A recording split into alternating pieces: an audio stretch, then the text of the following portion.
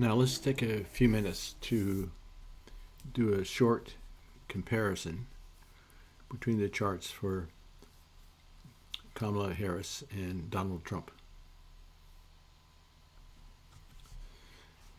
The striking thing to know is that they are both born during a full moon. For Kamala, sun and moon opposite each other to the exact degree, full moons. And for Donald Trump, sun and moon directly opposite each other, full moon.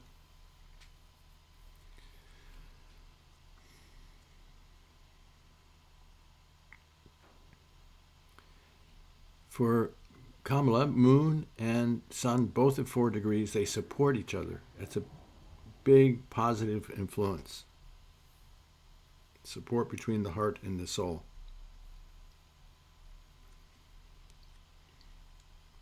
It is true that there is an influence of Rahu in the 5th house, causes some weakness relative to sun.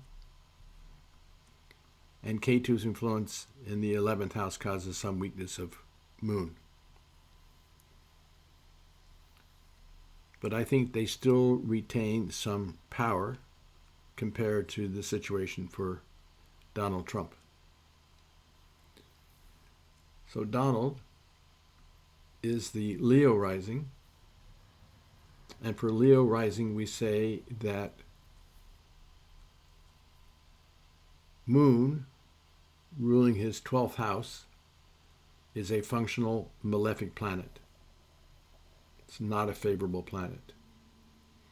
We say that moon is in its debilitation sign of Scorpio, and he was born during a total lunar eclipse.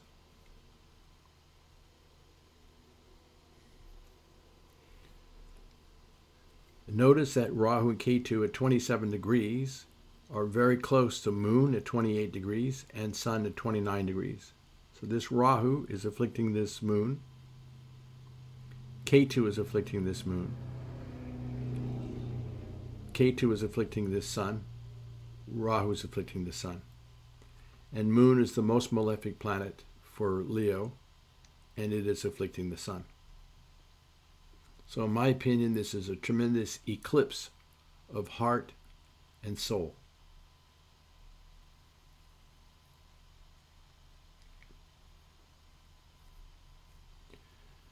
Now, in terms of their dashas,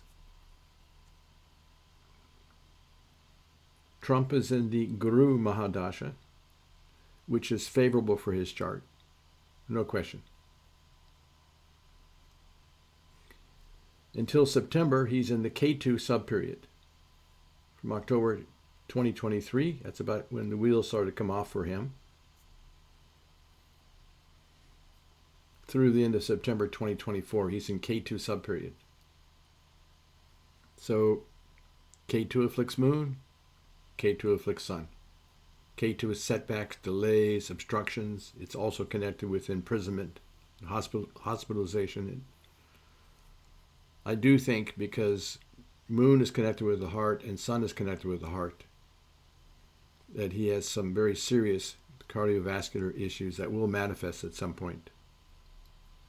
They could manifest even before the end of this September, but certainly they would manifest most likely during the sun subperiod or the moon subperiod. These are going to be quite challenging for him.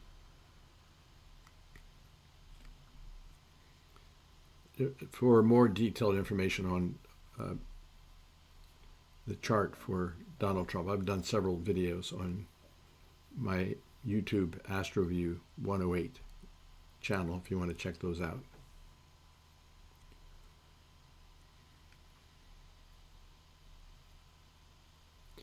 Now he does go into Venus before the election.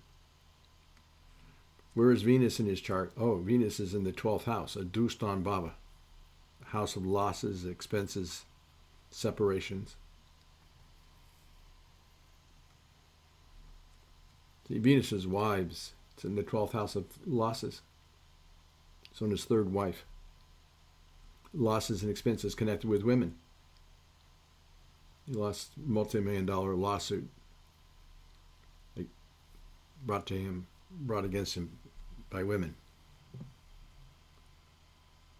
And Saturn rules the 7th house of marriage and relationships. It's also in the 12th house of losses and separations. And it's at 0 degrees. It has no power. The infant state. Venus is at less than 5 degrees, infant state.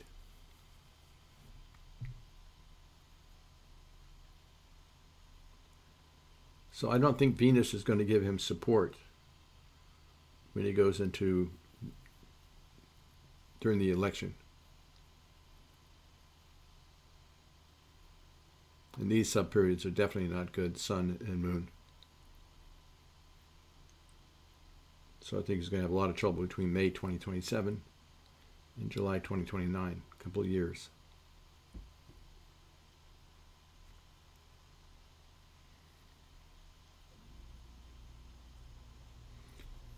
Kamala is in the Rahu Mahadasha, so it's in the 1st house. I'm very concerned about that. As I mentioned during her reading, this can cause an eclipse of her, some sudden calamity. So I think it's very important for people around her to take care of her. I don't think she should take risks and chances. But we can say that Rahu can give charisma, fame, and fortune. And that's what's been going on for her since she went into her Rahu Mahadasha. Runs until July 2030.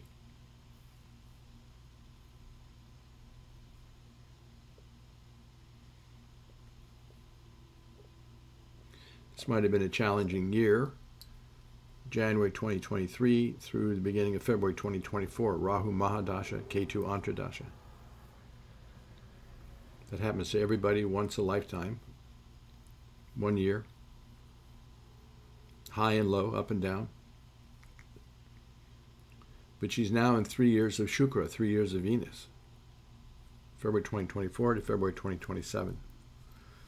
Venus rules her mind, education, investments, children, spiritual pursuits.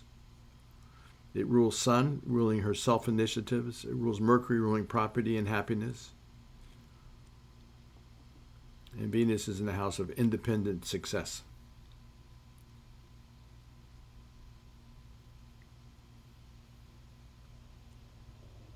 There's some weakness because of the K2 influence in the 3rd house. K2's 9th aspect. It throws an aspect 5, 7, and 9 houses, so it's over here. And Rahu's influence over here on Venus's Multricone sign of Libra. So there's some problem there.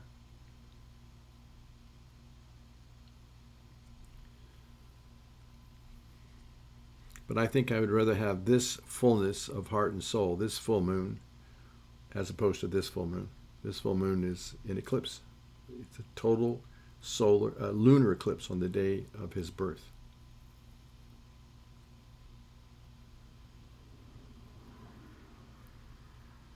So there can be some lunar problems, some lunacy.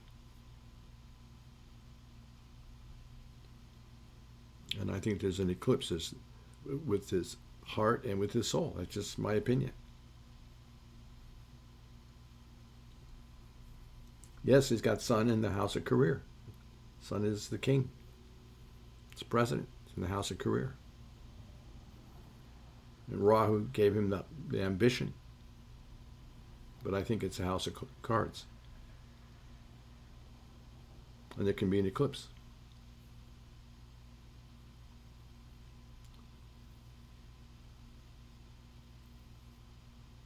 He was so attached to the presidency, he did not allow there to be a peaceful transfer of power. And 80 judges ruled against him when he claimed that there was fraud in the election. There was no fraud.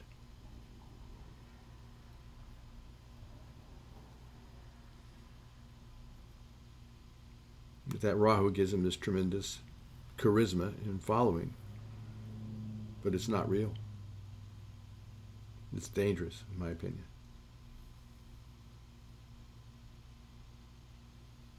That's definitely personal opinion.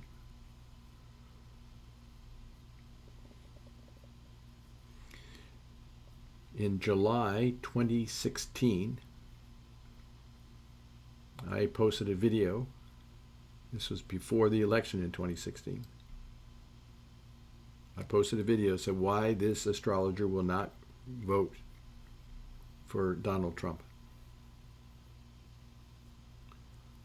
I've kept it private. I've sent it out to quite a few people, but only by request. So if somebody wants to see that video, send me a note and I will send you the link.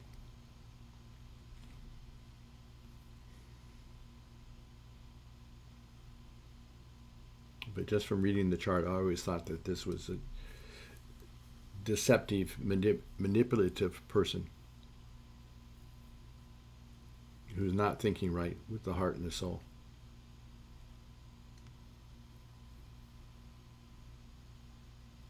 Mars ruling the ninth house of fathers in the first house, and Mars is real estate. So it brought a close connection with his father in real estate. Jupiter, the planet of luck, is in the house of wealth and status and rules investments. Well-placed Mercury in the house of communications, in the house of income. So he gains through business, brokering, buying, selling, trading. So that's what's carrying his chart, those three. But Saturn ruling relationships in the house of losses, Venus ruling wife, and self-initiatives. He's had 3 or 4 bankruptcies in the house of losses. And Sun and Moon, heart and soul, eclipsed by Rahu and Ketu. Debilitated.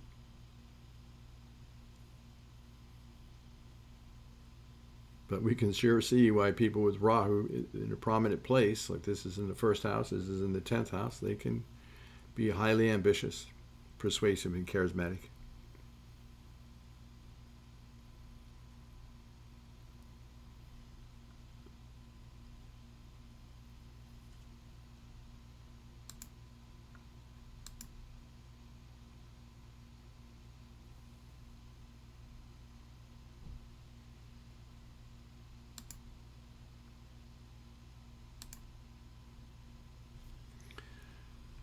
So this might be a little difficult to see here. Let's just do this. So this is November 5th, the election. He's in a Venus subperiod, starting in late September. So Venus will be right here at 29 degrees, transiting Ketu at 27 degrees. Moon, his most malefic planet, at 28 degrees, and will be under the influence of Rahu at 27 degrees. So there's an eclipse of Venus. And Venus rules the self-initiatives.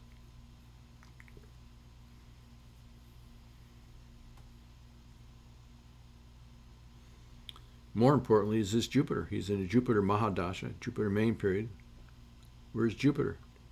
25 degrees, retrograde. So that meant Jupiter went up over the sun prior to the election. Let's take a look at this.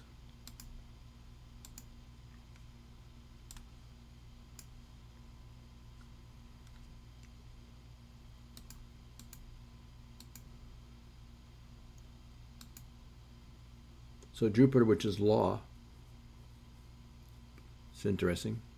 This is, we'll go back to September 1st, 2024. Here's Jupiter law, 24 degrees, applying to Rahu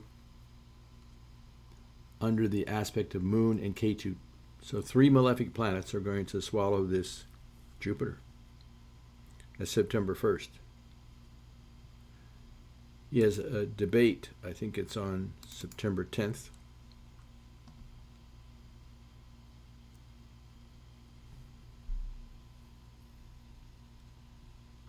Jupiter would be at 25 degrees, afflicted by Ketu, Moon, and Rahu.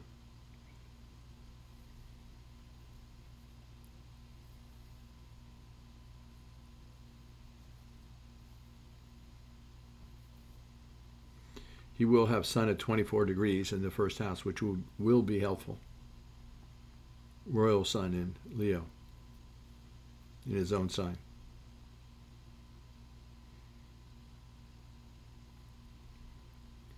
But a week later, the 18th, right now it's scheduled, he would be in court for law. Right now he's supposed to be sentenced on the 18th. That's subject to change. But if it does happen, here's Jupiter 26 degrees. Right on top of Rahu 27.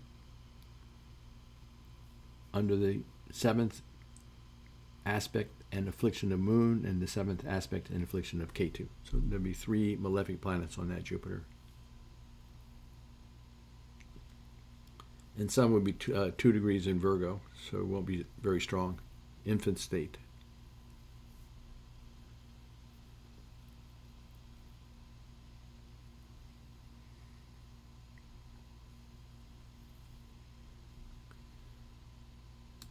But let's get back to the election.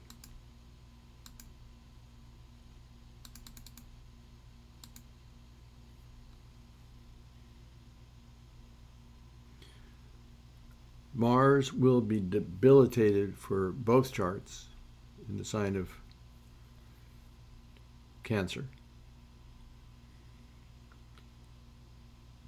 But for Donald Trump, Mars will be in his 12th house of losses, and it rules the 9th house of good fortune and Dharma. So losses and expenses.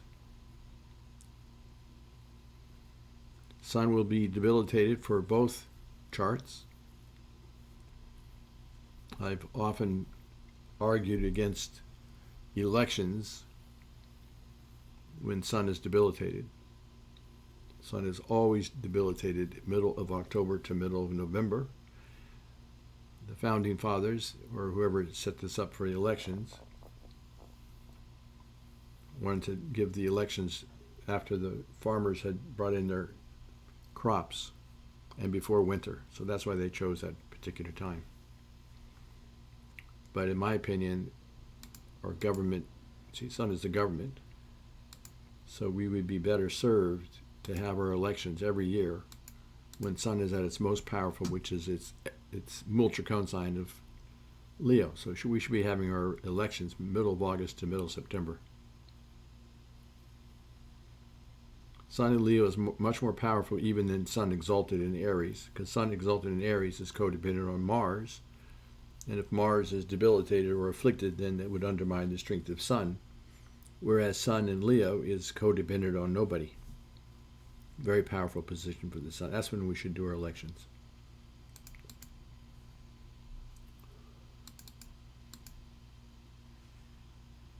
So both will have debilitated Sun ruling the government on November 5th.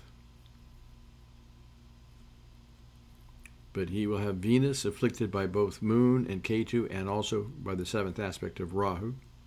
And he will have Jupiter afflicted by most malefic Moon, Ketu, and Rahu as well. Debilitated Mars in the 12th house of losses, debilitated Sun. So I don't think that's so good.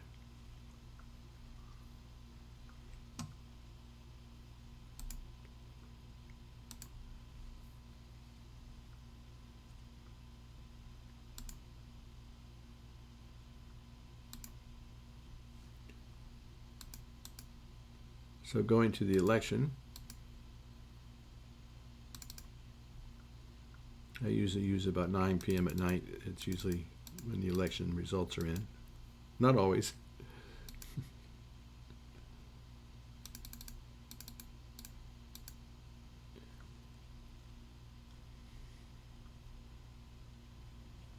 So Kamala is in Rahu main period, which would be at 11 degrees in this even sign Pisces. There's nothing here at 11 degrees. The rising sign is not 11 degrees.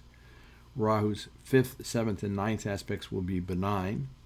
And Ketu sitting here at 11 degrees causes no trouble here, here, or here. So Rahu and Ketu will not be causing any affliction for her during the election. Sun will be in its debilitation sign, but this is also a solar return for her. Sun is where it was when she was born. This could be like a rebirth.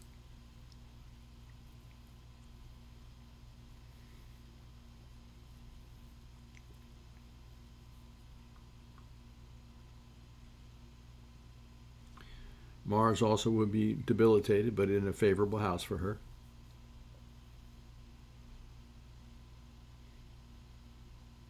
Now, Mercury, which is property, but it's also communications and business, being a messenger, is in the sixth house of conflicts and disputes, along with Venus. So Venus will be in the house of disputes, and it rules the sun, which is the government. And it's going to go over Ketu, so there can be some setbacks and obstructions as well. So that's not easy for her either. Saturn is wonderful because Saturn is in Aquarius, where Saturn was when she was born. So Shani returned. That's considered great because it's a very powerful Saturn, 18 degrees. In Aquarius, there's nothing afflicting this house or sign during the transit.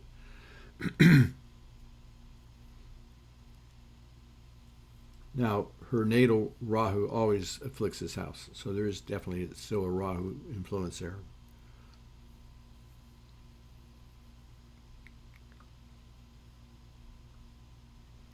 And Jupiter will be up here in her 12th house.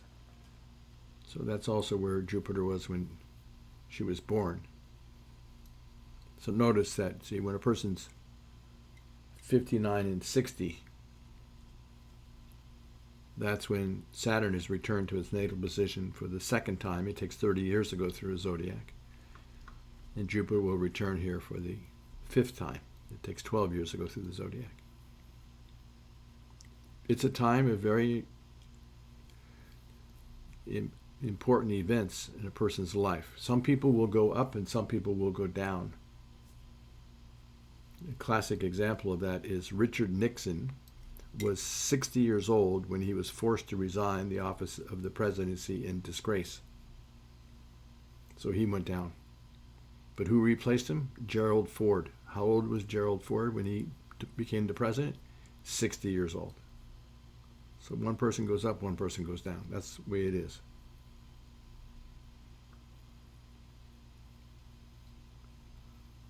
But I think because these are the returns for her, and especially Saturn in the house of, ninth house is Dharma, but it's also known as Bhagya, divine grace, good luck, and good fortune as well.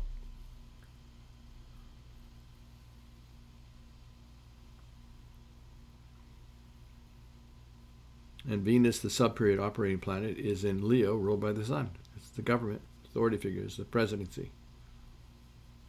So I would lean toward this chart more during the election.